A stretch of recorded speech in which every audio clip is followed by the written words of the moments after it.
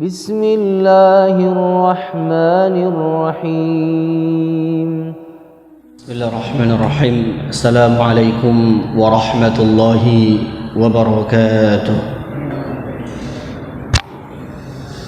إن الحمد لله نحمده ونستعينه ونستغفره ونعوذ بالله من شرور أنفسنا ومن سيئات أعمالنا من يهده الله فلا مضل له ومن يضلل فلا هادي له وأشهد أن لا إله إلا الله وحده لا شريك له وأشهد أن محمدا عبده ورسوله صلى الله عليه وعلى آله وصحبه وسلم. Kaum muslimin dan muslimat jamaah Masjid Jamasba rahimani wa rahimakumullah. Alhamdulillah atas hidayah, taufik dan juga inayah Allah Subhanahu wa taala, sehingga Allah Subhanahu wa taala masih berikan kita kesempatan untuk melanjutkan kembali kajian rutin kita yang membahas satu kitab, yaitu Kitabul Jami', kitab hadis berisi tentang adab, doa, zikir dan sebagainya, yang dikarang oleh Al-Imam Ibnu Hajar rahimahullahu ta'ala. Dan kita masih di bab yang kedua, bab tentang keutamaan berbakti kepada kedua orang tua dan juga bersilaturahim. Dan kita masih membahas satu hadis yang cukup panjang yang menjelaskan tentang perbuatan-perbuatan yang diharamkan oleh Allah Subhanahu wa taala, yaitu ada 6 perbuatan yang diharamkan oleh Allah Subhanahu wa taala, dari mulai durhaka kepada kedua orang tua atau kepada ibu, kemudian mengubur hidup-hidup anak perempuan, kemudian menahan dan meminta-minta, kemudian juga qila wa qal, dibenci, tidak disukai ketika kita suka mengatakan katanya tanpa cross check terlebih dahulu. Kemudian wa kathratus su'al, banyak meminta. Dan yang terakhir insyaallah yang akan kita bahas pada pertemuan kali ini itu tentang wa idha'atul mal, yaitu menyia-nyiakan harta. Jadi sesuatu yang diharamkan atau poin ke-6 yang diharamkan di dalam hadis ini yaitu tentang idha'atul mal, menghabiskan harta dengan sia-sia. Kaum muslimin rahimani wa rahimakumullah, sesungguhnya harta yang kita miliki, yang kita raih, yang kita dapat, perlu diketahui bahwa itu hanyalah sebuah titipan dari Allah Subhanahu wa taala. Makanya Allah Subhanahu wa taala menjelaskan di dalam Al-Qur'an, di dalam surat An-Nur, Allah berfirman, wa atuhum min malillahi alladhi atakum, berikanlah kepada mereka dari harta Allah yang Allah berikan kepada kalian.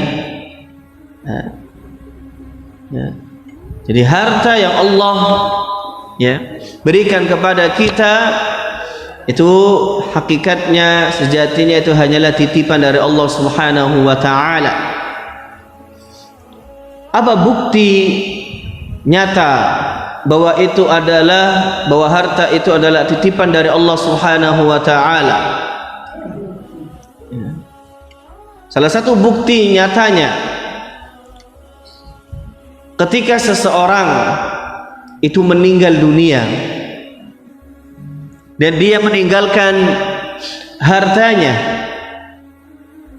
ya, maka dia nggak bisa seenaknya sendiri, semau dia sendiri untuk apa? Membagi harta-hartanya. Ada seseorang yang punya harta berlimpah, misalnya, ya, dia meninggalkan, ya, warisan 1 miliar, ya. Maka apakah kemudian dia bisa dengan seenaknya sendiri, ya, menentukan bagian warisan tersebut? Maka jawabannya tidak bisa, ya. Tidak bisa dengan semau kita, tidak bisa dengan semua orang tersebut. Namun ketika seseorang dia meninggal dunia, hartanya itu langsung masuk dalam aturan milik Allah Subhanahu wa taala, milik yang sesungguhnya yang memiliki, yaitu Allah Subhanahu wa taala. Ya. Ya. Ada aturan-aturannya. Ya, berapa untuk istri, berapa untuk anak, berapa bagian untuk anak perempuan, berapa bagian anak, ya, laki-laki. Maka harta tersebut, ya, harus dibagi sesuai dengan aturan warisan yang telah Allah Subhanahu wa taala terapkan di dalam Al-Qur'an.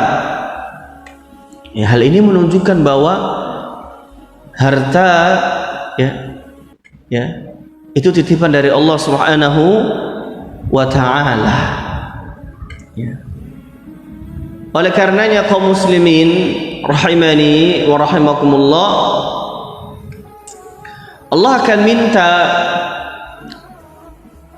pertanggungjawaban kita terhadap harta ini. Ya, Allah akan minta pertanggungjawaban kita tentang penggunaan titipan ini, penggunaan amanah ini. Untuk apa? Ya.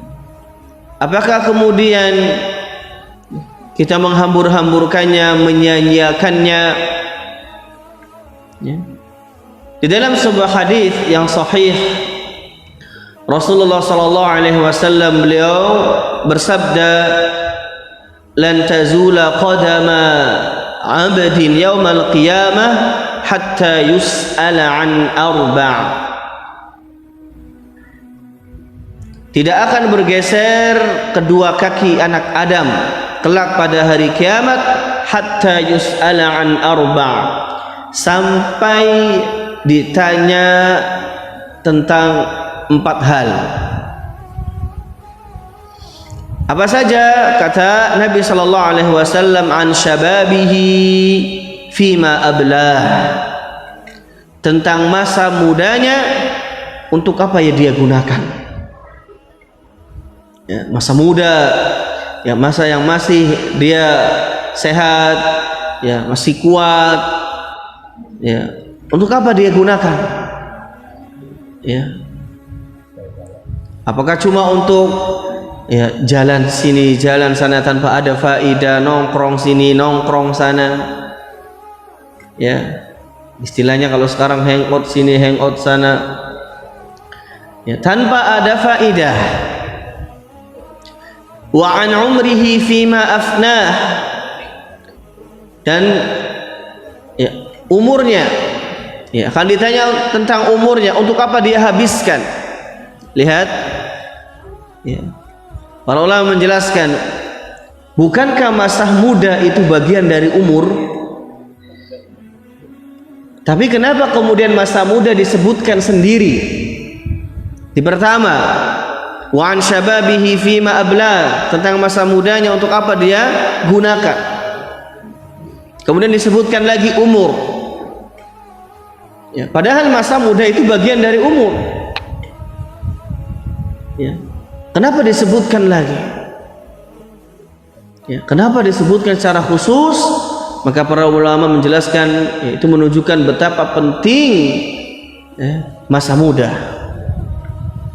Ya. Karena terkadang seseorang itu banyak lalai di masa muda. Di masa tua mungkin sebagian, kebanyakan orang dia akan sadar. Ya, dia akan sadar bahwa dia akan kembali kepada Allah. Ya, bahwa dia akan meninggalkan dunia ini. Tapi kalau orang yang masa muda dia menganggap dirinya masih sehat walafiat, ya, masih bugar, ya, masih bisa nanti untuk menunda ya, amal baik, taubatnya. Dia banyak yang tertipu di masa muda. Wa an malihi min aina iktasabahu wa fima anfaqahu.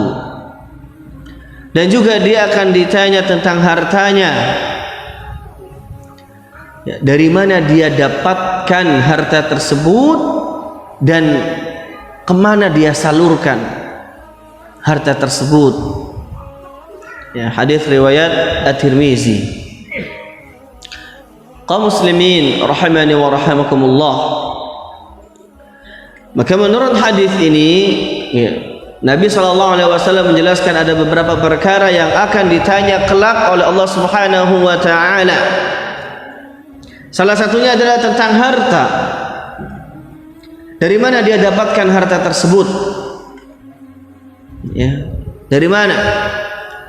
Ya, apakah dia mendapatkan harta tersebut dengan cara yang halal atau sebaliknya dengan cara yang haram?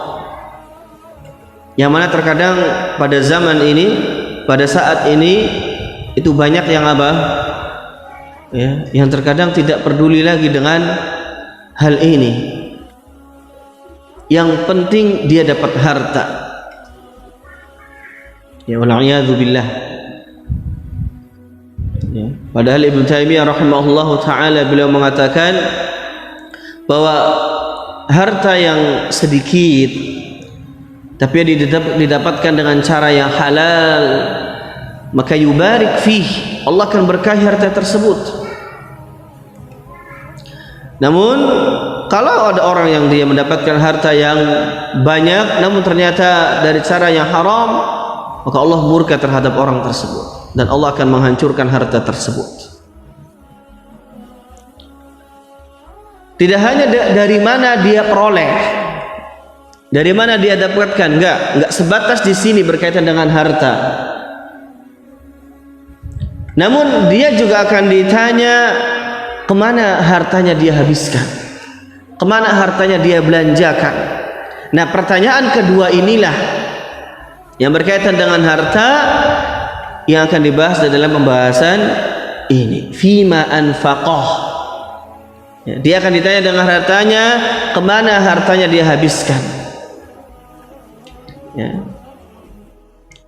Harta ini sebagai suatu amanah dari Allah Subhanahu wa taala, titipan dari Allah Subhanahu wa taala. Maka tidak boleh sembarangan dalam membelanjakannya, dalam menghabiskannya.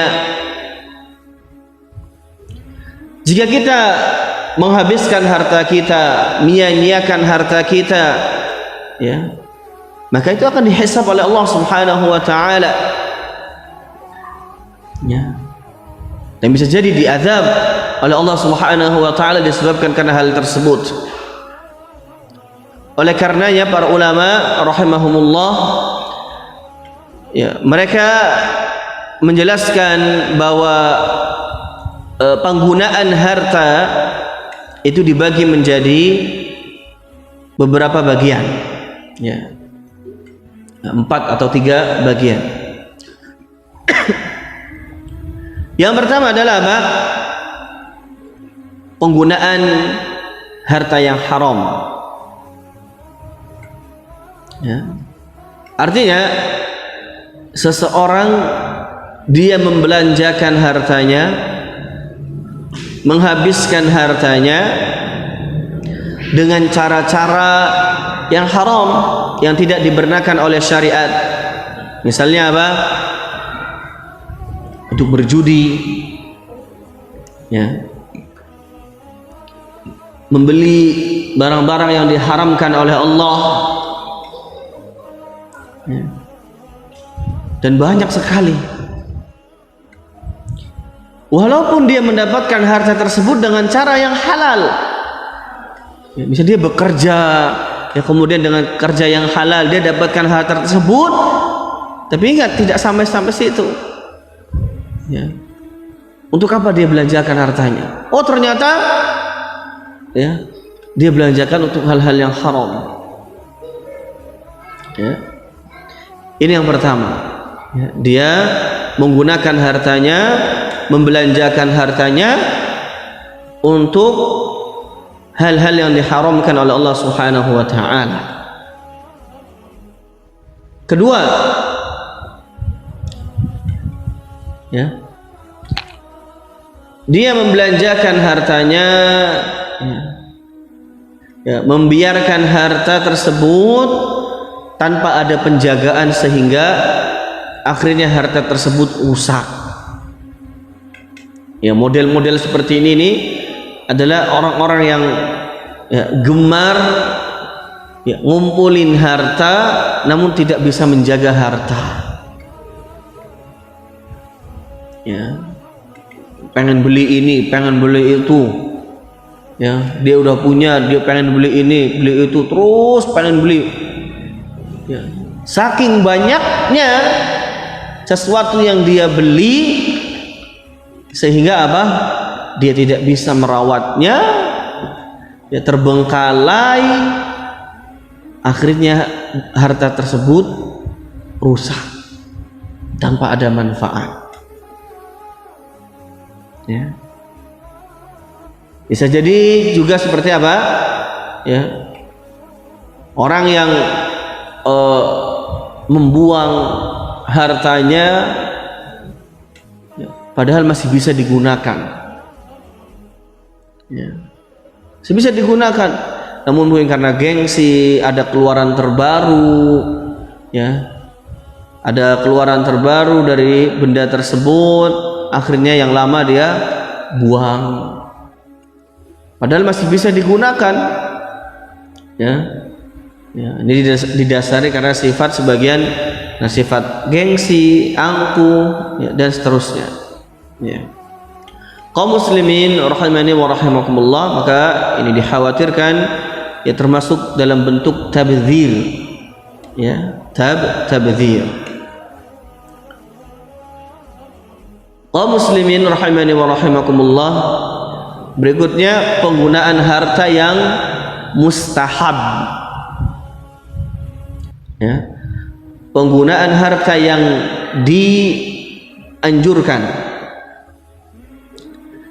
ya, yang termasuk penggunaan harta yang mustahab atau yang dianjurkan itu seperti sedekah, ya, menginfakkan hartanya di jalan Allah Subhanahu wa ta'ala untuk hal-hal yang disukai oleh Allah Subhanahu wa ta'ala. Ya, ada banyak cara, ya, ada banyak cara, ya, untuk membelanjakan harta, ya, untuk sesuatu hal yang mustahab, yang dianjurkan, ya, bisa menyumbang untuk bangun masjid, ya, untuk berbuka puasa, ya, untuk dakwah di jalan Allah Subhanahu wa ta'ala, untuk fakir miskin, dan banyak hal yang lain. Ini dianjurkan, ya, ini dianjurkan. Kemudian berikutnya adalah penggunaan harta yang ini hukumnya mubah, diperbolehkan oleh syariat ini. Maka ini kembali ke kondisi seseorang, ya. Kalau misalnya ada seseorang yang dia memiliki harta yang berlimpah, harta yang banyak, kemudian dia udah tunaikan hal-hal yang wajib, dia udah penuhi nafkah untuk anak istrinya, untuk orang-orang yang wajib untuk dinafkahi misalnya, ya, dia juga sudah misalnya, ya, membelanjakan hartanya di hal-hal yang dianjurkan, udah sedekah, udah ini dan segala macamnya, udah membantu orang miskin, namun ternyata masih ada hartanya yang berlimpah karena saking banyaknya maka tidak ada masalah ketika dia ingin membelanjakan harta tersebut untuk mengikuti gaya hidupnya, namun dengan wajar.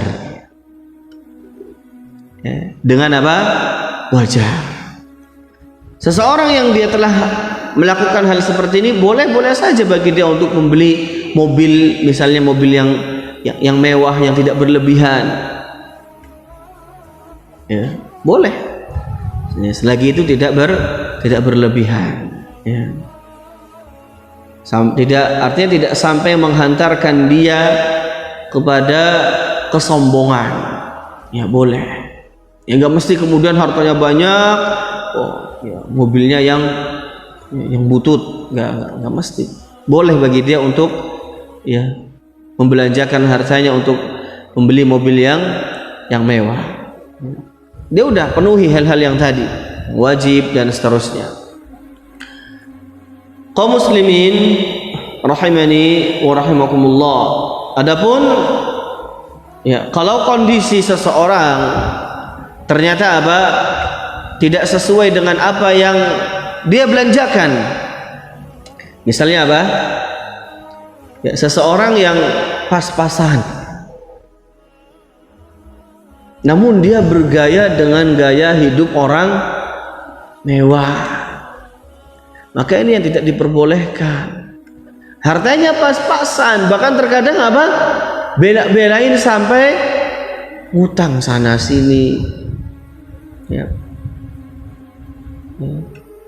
Jadi dia sudah tahu 1 bulan cuma ya dapat seperti misalnya ya 5 juta, namun gaya hidupnya dia itu 3 kali lipat. Nah, ini nggak boleh. Ya, dia belanjakan hartanya untuk apa? Ya, hanya gengsi semata, untuk beli barang-barang yang bermerek, branded dan seterusnya. Nah, ini yang tidak diperbolehkan. Kaum muslimin rahimani wa rahimakumullah, maka boleh-boleh saja membelanjakan hartanya, namun wajar ya, wajar. Nah, jangan sampai kemudian menghantarkan dia kepada kesombongan. Dan hakikatul mal,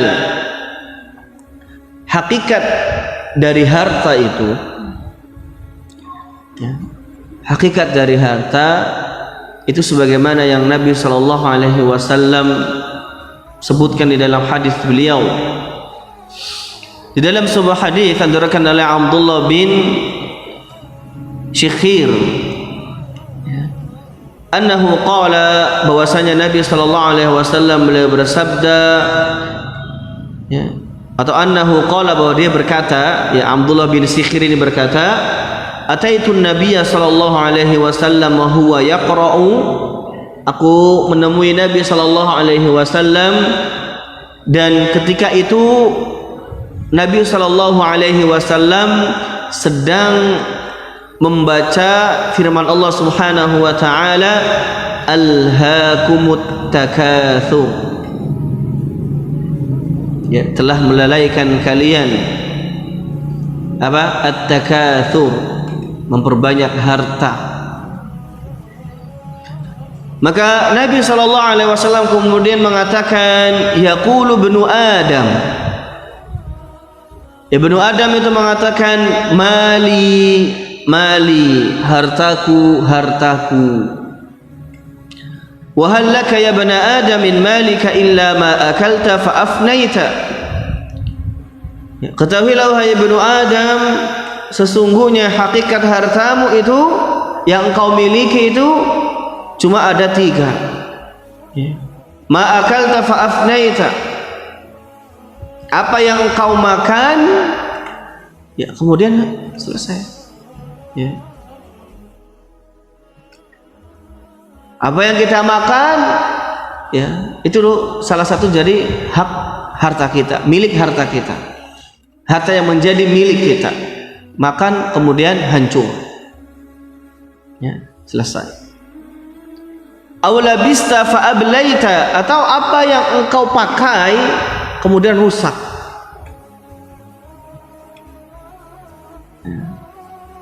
Kita belanjakan harta kita untuk apa?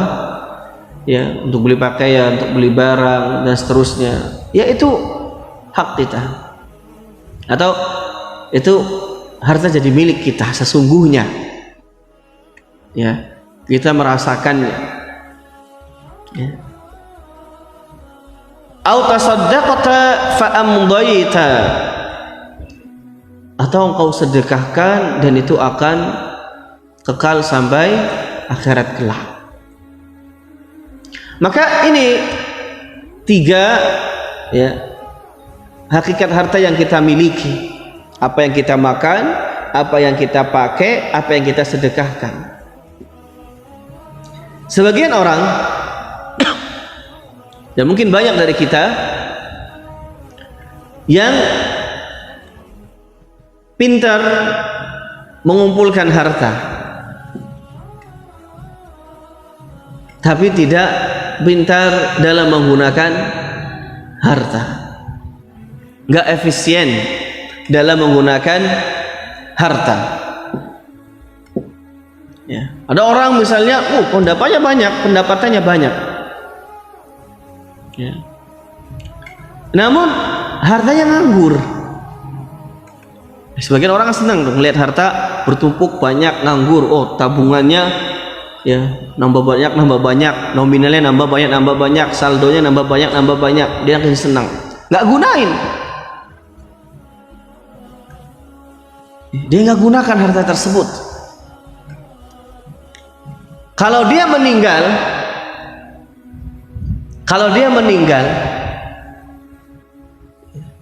maka harta tersebut jadi miliknya atau bukan? Enggak, dia nggak ngapa-ngapain harta tersebut. Dia cuma ngumpulin. Tapi kan nanti buat ahli waris, betul, buat ahlul waris. Dan itu sudah berpindah ke pemilikan. Maka sebagian ulama mengatakan, ya, kalau menjelaskan, maka ketika harta ini menjadi ahli waris dan berpindah ke pemilikan, maka ketika ahli waris ini bersedekah dengan hartanya tersebut, dengan tadi harta yang didapatkan dari warisan, maka yang meninggalkan harta tadi dia nggak dapat pahala. Ya. Oh, banyak ya dari kita yang gemar menyimpan harta, ya, hartanya nganggur, tidak digunakan, ya, tidak efisien dalam menggunakannya, ya, maka hakikatnya itu bukan harta kita belum memilikinya, ya, hakikatnya kita belum memilikinya. Maka kata Nabi, yang hakikat harta yang kita miliki itu 3: apa yang kita makan, apa yang kita gunakan, belanjakan, beli barang, beli pakaian, atau yang kita sedekahkan yang nanti itu akan kekal. Tapi kalau cuma disimpan, ya, maka itu belum tentu menjadi, ya, milik kita, ya, itu belum pasti, ya. Kalau kita meninggal tadi, maka itu akan menjadi hak ahlul waris. Kaum muslimin rahimani wa rahimakumullahu jami'an. Kemudian